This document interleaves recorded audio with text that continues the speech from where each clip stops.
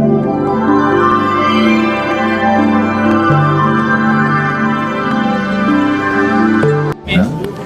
silakan untuk mengambil tempat yang sudah sedia. Acara akan segera kita mulai. Namun kami ingatkan sekali lagi untuk menyemarakkan dan memeriahkan menggelorkan semangat kita dalam berpartai. Nanti kami akan sampaikan yel ketika kami sebutkan umat.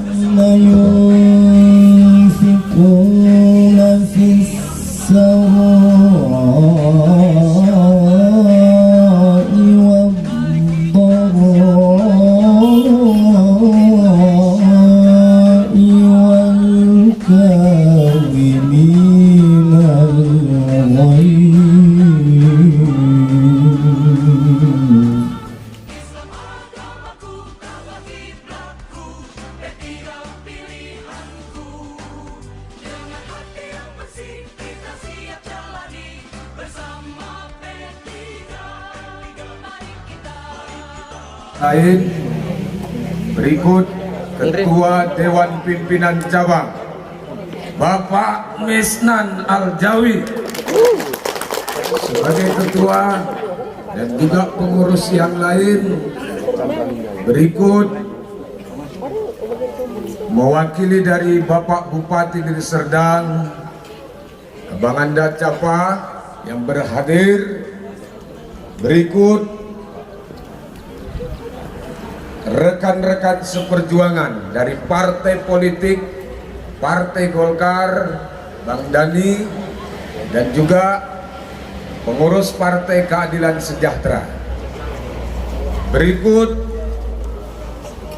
segenap unsur pengurus Dewan Pimpinan Cabang, Majelis Pakar, Majelis Pertimbangan, dan Majelis Syariah, pimpinan anak cabang sekabupaten Deli Serdang Partai Persatuan Pembangunan, WPP Wanita Persatuan Pembangunan yang sama kita banggakan, teristimewa buat kepala desa terpilih yang hari ini dapat berhadir bersama kita dari Dewan Pimpinan Cabang P3 Deli Serdang, mengucapkan ahlan wa sahlan wa marhaban.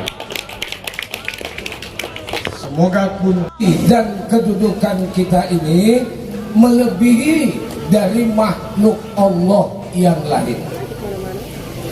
Padahal kalau kita tengok asal kejadian manusia ini cuma dari tanah gitu. Al-Mu'minun ayat 12, walaqad khalaqnal insana min sulalatin min tin. Dan sungguh kami ciptakan manusia itu kejadiannya itu dari tanah, malaikat dari cahaya, seton, ya enggak nengok bapak ya, seton itu dari api. Tapi begitu pun kita diciptakan dari tanah, integritas manusia diciptakan Allah sebagai makhluk tertinggi. Tanah ini pun macam-macam ini, Pak. Ada diciptakan dari tanah liat. Tanah liat ini mungkin orang-orang Eropa, orang-orang Arab itu dari tanah liat. Tinggi-tinggi, cantik-cantik, tampan-tampan. Ada yang diciptakan dari tanah lumpur. Ini mungkin orang Afrika ya, tanah lumpur. Kalau kita orang Indonesia, karena mungkin kita suka bertengkar, mungkin kita suka kontra, mungkin kita diciptakan dari tanah sengketa.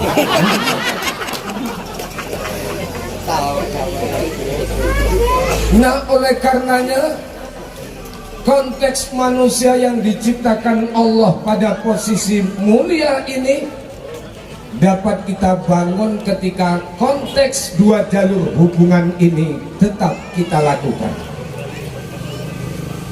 Al-Imran ayat 112, Duribat alaihimud dillatu aynama suqifu illa bihablim minallah wa hablim minan nas. akan aku timpakan kehinaan kepada manusia di mana saja dia berada, tanpa mengadakan hubungan vertikal kepada Allah dan hubungan kita dengan sesama manusia. Pertama, hubungan kita dengan Allah. Kenapa manusia perlu berhubungan dengan Allah? Sebab manusia diciptakan Allah di dunia ini punya tujuan. Ad-Dzariyat ayat 56, wa ma khalaqtul jinna wal insa illa liya'budun. Tidak aku ciptakan jin dan manusia di dunia ini semata-mata untuk ibadah kepadaku. Maka P3 yang punya prinsip dalam perjuangan adalah ibadah sesuai dengan apa yang diungkap oleh Allah. Kalau kita diciptakan di dunia ini semata-mata untuk ibadah, dan ibadah ini manifestasi dari penjelmaan rasa syukur kepada Allah. Kenapa kita perlu bersyukur? Nikmat yang dikasih Allah sama kita ini cukup banyak. Bahkan ada ungkapan seandainya air lautan itu dijadikan tintanya, dahan-dahan kayu itu dijadikan penanya, kau tuliskan nikmat yang telah Allah berikan kepadamu. Begitu kering air lautan itu, masih banyak lagi nikmat yang belum mampu kau tuliskan. Maka tepung tawar ini Pak, wujud rasa syukur. Karena Ibrahim ayat 7, la in syakartum la azidannakum wa la in kafartum inna adzabi lasyadid. Kalau kamu mau bersyukur terhadap nikmat yang kuberikan, aku tambahi nikmat itu. Tapi kalau kamu engkar, awas, azabku sangat pedih. Itu makanya kalau kita melirik kondisi bangsa kita, tanah kita ini tanah surga. Tapi kenapa kita mengalami multidimensi krisis? Kita mengalami krisis ekonomi, krisis sosial, krisis moral. Bahkan bangsa ini begitu akrab dengan berbagai ragam bentuk musibah. Angin puting beliung, banjir bandang, tanah longsor, gempa bumi. Musibah yang turun ini sebagai apa sebenarnya dalam kehidupan kita? Ini bukan ujian, tapi adalah tamparan dari Allah. Arum 41, Zoharul fasadu fil barri wal bahr bima kasabat aydin nas liyudhiqahum ba'dallazi amilu la'allahum yarji'un. Telah tampak kerusakan di darat dan di laut disebabkan oleh perbuatan tangan-tangan manusia, supaya Allah menimpakan sebagian yang mereka kerjakan agar mereka kembali kepada jalan yang benar. Maka musibah yang turun ini teguran. Pantas kalau Bang Ebit pernah ngomong, kawan coba dengar apa jawabnya. Ketika ia bertanya mengapa bapak ibunya telah lama mati ditelan bencana alam ini.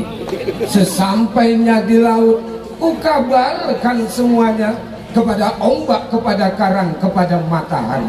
Tetapi semua diam, tetapi semua bisu, tinggal aku sendiri terpaku menatap langit. Barangkali di sana ada jawab. Mengapa di tanahku terjadi bencana? Mungkin Tuhan sudah mulai bosan melihat tingkah laku manusia yang selalu bangga dengan dosa-dosa, atau sebaliknya alam yang sudah mulai enggan bersahabat dengan kita. Mari kita tanya pada rumput yang bergoyang. Ho ho ho ho ho ho. Kita dengar berita ada masjid di Sibolangit karena korban gempa longsor, masjid itu pun akhirnya mengalami kendala kerusakan. Maka orang-orang yang manakala diberikan nikmat rezeki oleh Allah, kita sumbangkan sebagian untuk di jalan Allah, insya Allah itulah sedekah yang mengalir. Mati pun kita, pahala itu akan terus menerus. Oleh karenanya pada hari ini, yuk kita sumbang yuk Sibolangit. Kurang semangat ini PAC, kita sumbang yuk Sibolangit. Mari dan saya sumbang.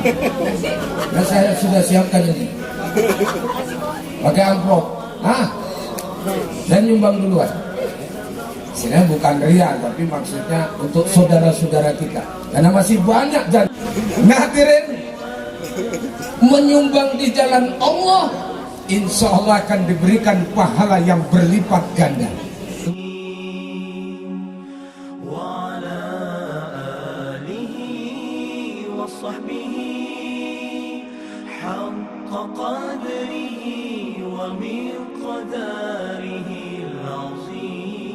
Ini saudara sesama akidah, tentunya tidak terlepas bahwa persaudaraan itu kalbunyanun, seperti bangunan. Tengok bangunan kantor kita, saling kuat menguatkan. Saya nggak bisa nongkrong di atas kalau tidak ditopang tiang, dan tiang tidak bisa berdiri kalau tidak ada pondasi. Makanya pernah saya merepet, kalau enaklah tiang, kalau di bawah musim dingin kedinginan, kalau awal terus musim panas kepanasan terus. Akhirnya tiang pun ngomong, Seng, supaya kau tahu, kau bisa nongkrong di atas karena kami yang topang. Kau bisa duduk anggota DPR karena kami yang topang.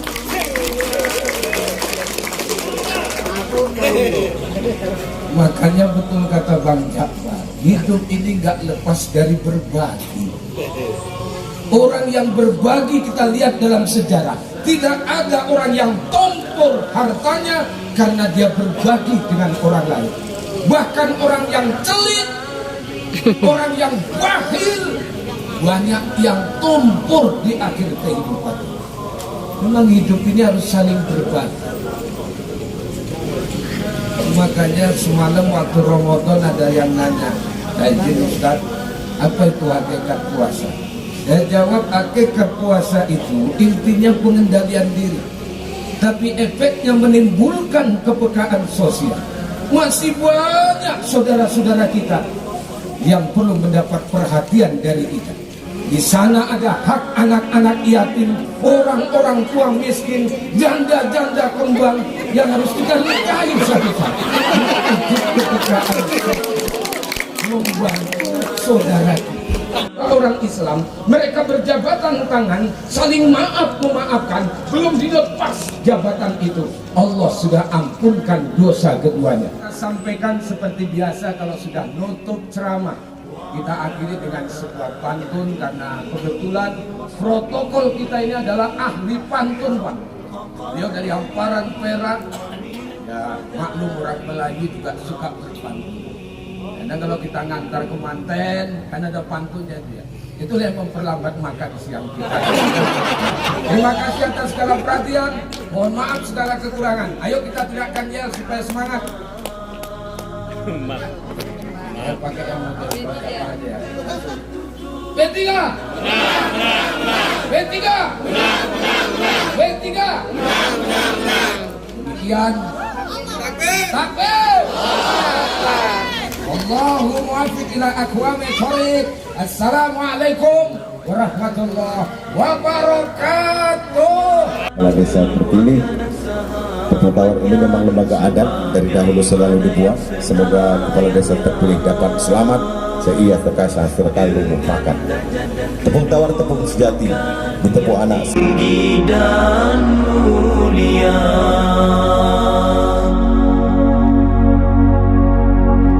Allahumma salli wa sallim ala sayyidina